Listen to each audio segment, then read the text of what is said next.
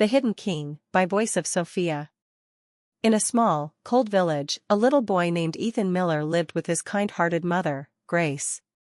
Their home was tiny, their roof leaked, and their lamp flickered, but Grace's love filled every corner. One night, as she sewed clothes under a dim light, Ethan said softly, "Mama, when I grow up, I'll buy you a big house, no holes in the roof."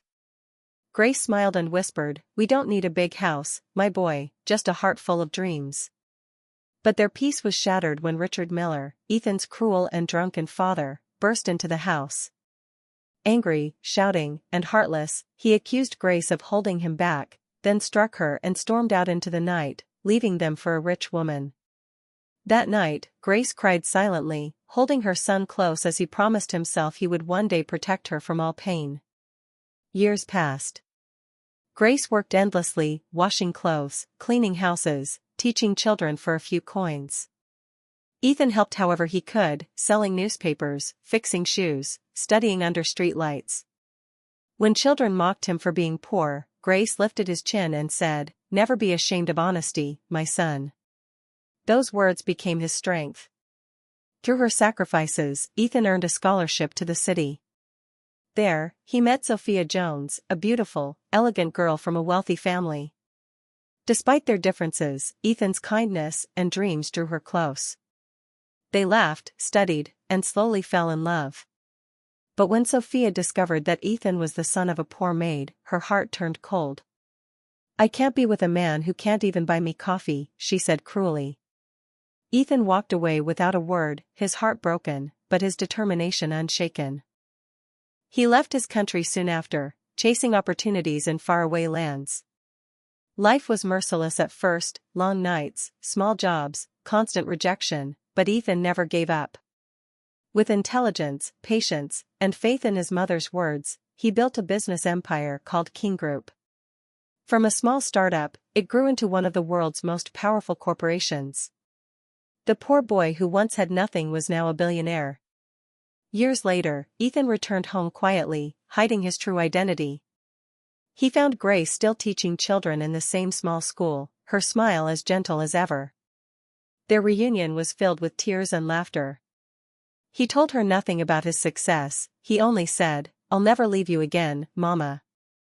But the past had a cruel way of returning.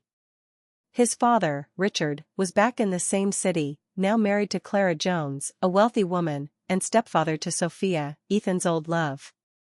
Richard was planning a grand business deal with a mysterious global company, unaware that it belonged to the very son he had abandoned.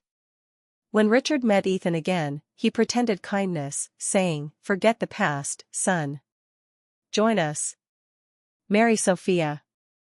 We'll rule the city together."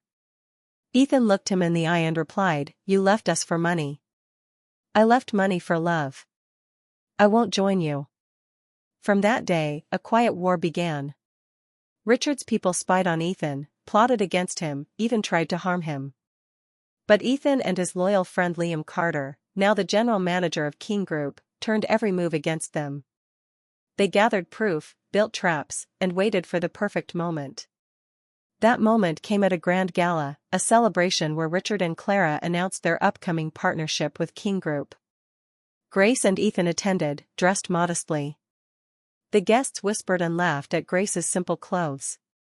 Clara mocked, "Some people never stop looking like maids." Richard laughed cruelly. Ethan said nothing, but his silence was colder than any threat.